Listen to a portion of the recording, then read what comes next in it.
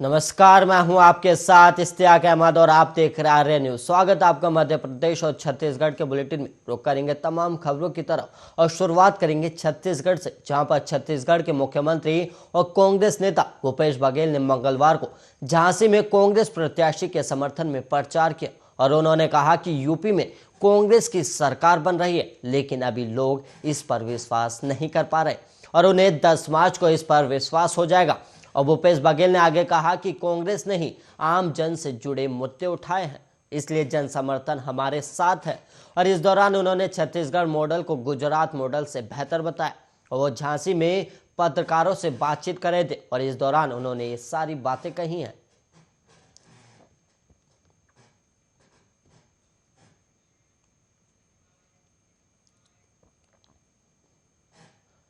अब वहीं बढ़ेंगे अगली खबर की ओर, जहां पर मध्य प्रदेश में संत रविदास जयंती पर बुधवार को सभी ग्राम पंचायतों पर कार्यक्रम आयोजित किए जाएंगे। और वहीं मुख्यमंत्री शिवराज सिंह चौहान कोरोना पॉजिटिव होने के चलते भोपाल में आयोजित कार्यक्रम में वर्चुअली शामिल होंगे। और वहीं पूर्व मुख्यमंत्री कमलनाथ रविदास महाराज की जयंती पर सागर के कजलीवन मैदान में बड़ी जनसभा को संबोधित करेंगे। और प्रदेश में बीजेपी और कांग्रेस दोनों को ही दलित वोटरों की याद आ गई है, इसलिए आदिवासियों के बाद दोनों ही दल दलित वोटर्स को साधने में लग गए हैं और दोनों ही राजनीतिक दल का फोकस अब दलितों की 16% आबादी पर है। और यही कारण है कि बीजेपी इस वोट बैंक को साधने के लिए राज्य, जिला, विकासखंड से लेकर ग्राम पंचायत तक कार्यक्रम आयोजित कर रही है। और वहीं मुख्यमंत्री शिवराज सिंह चौहान भोपाल में पहले राज्य स्तर के कार्यक्रम में भेल क्षेत्र में स्थित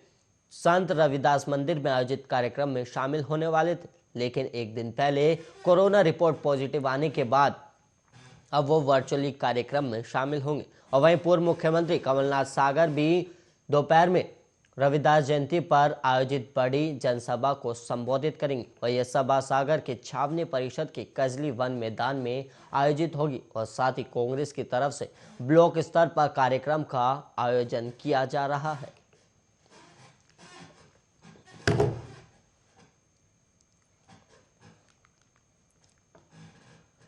मध्य प्रदेश में ओबीसी वर्ग को 27% आरक्षण देने के लिए श्रेय की लड़ाई चल रही है और इसी कड़ी में पूर्व मुख्यमंत्री कमलनाथ और प्रदेश कांग्रेस कमेटी के अध्यक्ष कमलनाथ का ओबीसी संगठनों ने मंगलवार को सम्मान किया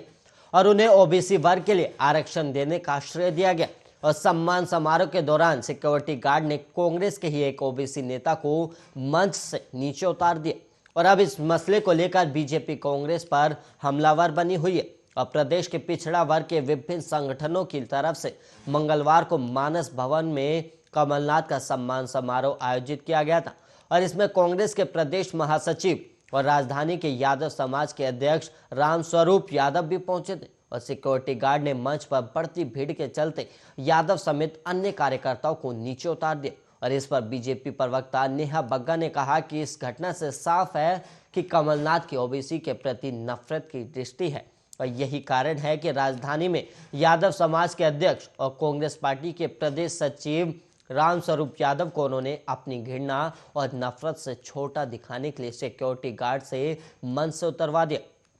और यह ओबीसी वर्ग को नीचा दिखाने का काम किया है।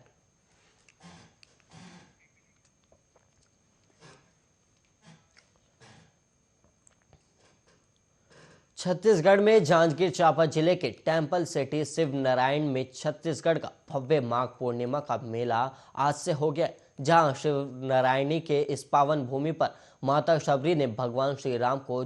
झूठे बेर खिलाए थे, जिनकी महिमा छत्तीसगढ़ में ही नहीं बल्कि पूरे देश विदेश में प्रचलित है। और शिवरी नारायण में आयोजित माघी पूर्णिमा का ये पावन मेला छत्तीसगढ़ के सबसे प्रमुख और विशाल मेला होता है और इस मेले में करोड़ों श्रद्धालु देश विदेश से भगवान श्री राम और माता शबरी के दर्शन करने आते और साथ ही साथ इस भव्य और विशाल मेले का आनंद भी लेते हैं।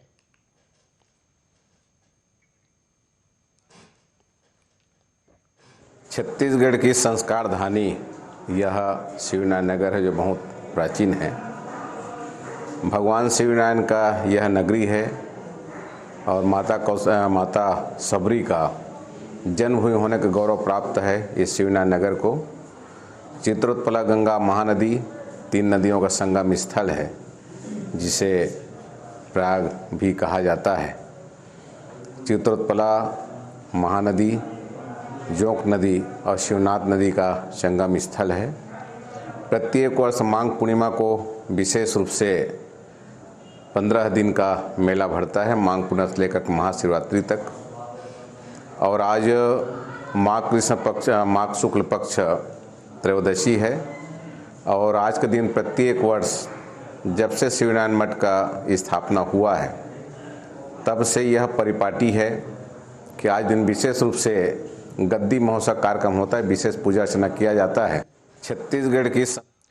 छतरपुर में एक 13 वर्षीय नाबालिग ने जहर खाकर आत्महत्या कर ली और नाबालिग को उसके परिजन अस्पताल लेकर आए थे, जहां उसने इलाज के दौरान दम तोड़ दिया। और मामला यूपी के महोबा जिले के श्रीनगर के पिपरा गांव का है और कक्षा 7वीं में पढ़ने वाली चंद्रभान अहिरवार की 13 वर्षीय बेटी आशिकी अहिरवार ने जहरीला पदार्थ खा लिया था और परिजन उसे गंभीर हालत में जिला अस्पताल लेकर गए, जहां उसने दम तोड़ दिया। और परिजनों के अनुसार बच्ची ने जहर क्यों खाया इसकी उन्हें जानकारी नहीं है और बच्ची ने परिजनों को सिर्फ इतना कहा कि उसने कोई जहरीला पदार्थ खा लिया है, जिसके बाद परिजन उसे अस्पताल लेके गए और इस इलाज के दौरान छात्रा ने दम तोड़ दी।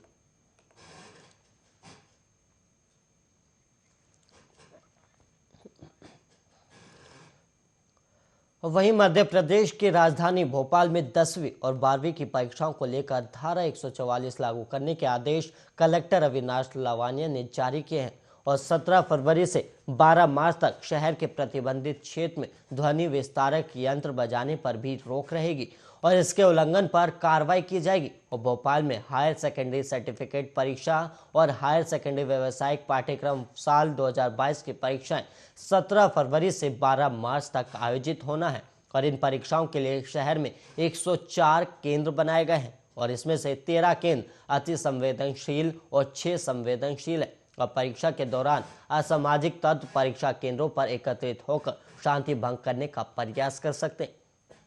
और इसको ध्यान में रखकर कलेक्टर अविनाश लवानिया ने धारा 144 लागू करने के आदेश जारी किए और इस दौरान परीक्षा केंद्रों के 200 मीटर की परिधि में परीक्षा में शामिल होने वाले छात्र, स्कूल स्टाफ, सुपरवाइजर, निरीक्षण दल, स्कूल और परीक्षा से संबंधित सामग्री लाने वाला व्यक्ति और परीक्षा से संबंधित व्यक्ति को ही प्रवेश की अनुमति रहेगी।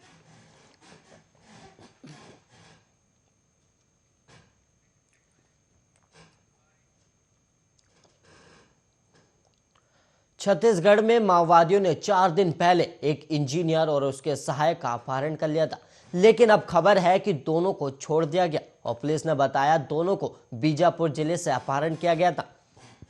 बस्तर रेंज के पुलिस महानिरीक्षक सुंदर राज पी ने बताया कि जिले में एक नदी पर पुल निर्माण में लगी कंपनी के इंजीनियर और उसके सहायक का 4 दिन पहले अपहरण कर लिया गया था और मंगलवार शाम दोनों को सकुशल रिहा कर दिया गया। और जानकारी के मुताबिक 38 वर्षीय इंजीनियर अशोक पवार और उनके सहायक आनंद यादव मध्य प्रदेश के रहने वाले हैं और अपहरण के बाद पवार की पत्नी सोनल और उनकी 2 बेटियां बीजापुर पहुंच गई और इसके बाद तीनों की ओर से एक भावुक वीडियो संदेश जारी कर पति की रिहाई की मांग की गई थी और ऐसे ही अपील आदिवासी नेता नंद कुमार साई ने भी की थी और इसके बाद माओवादियों ने दोनों को रिहा कर दिया है।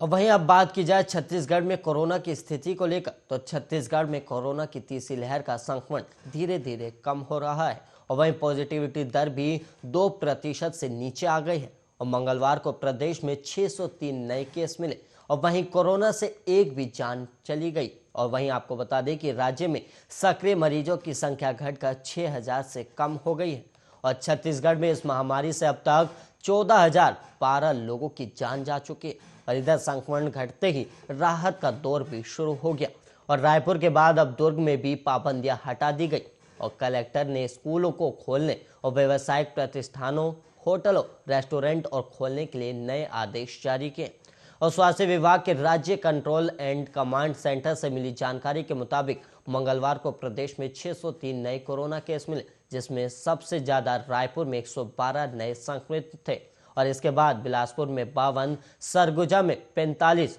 वहीं जशपुरा में 40, दुर्ग में 36, कबीरधाम में 31, कोरबा में 30 और कांकेर में 27 और वहीं राजनांदगांव में 25। और वहीं बात की जाए मुंगेली और सूरजपुर की तो वहां पर 22 और वहीं बेमतारा में 20, धमतरी में 17, कोरिया और बीजापुर में 16 और नारायणपुर में 13, जांजगीर चांपा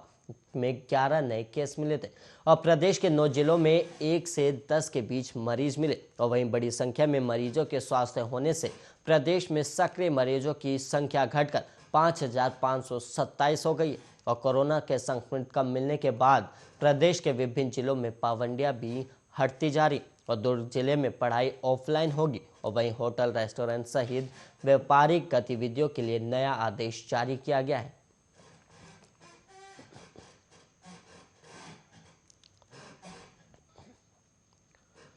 और वहीं बात की जाए मध्य प्रदेश में कोरोना की स्थिति की तो मध्य प्रदेश में कोरोना संक्रमण की रफ्तार भी अब धीमे हो गई है। और मंगलवार को 74,000 से ज्यादा लोगों की जांच में करीब 1,388 नए संक्रमित मिले और वहीं 3 मरीजों की मौत हुई है। और प्रदेश में सबसे ज्यादा भोपाल में 283 नए मरीज मिले। अब प्रदेश में इंदौर, जबलपुर और रायसेन में एक एक मरीज की कोरोना से मौत हुई है। और अलग अलग अस्पतालों में करीब 368 संक्रमित और संदिग्ध मरीज भर्ती हैं और इनमें से 62 ऑक्सीजन सपोर्ट पर हैं। और वहीं भोपाल में 127 में से 31 और इंदौर में से 60 में से 19 मरीज गंभीर बताए गए। और कोरोना से प्रदेश में 10,30,261 मरीज संक्रमित हो चुके हैं और इनमें से 10,06,565 कोरोना से मुक्त हो चुके हैं। और कोरोना के कारण अब तक 10,703 मरीजों की जान जा चुकी है और अभी प्रदेश में एक्टिव मरीजों की संख्या 12,993 है।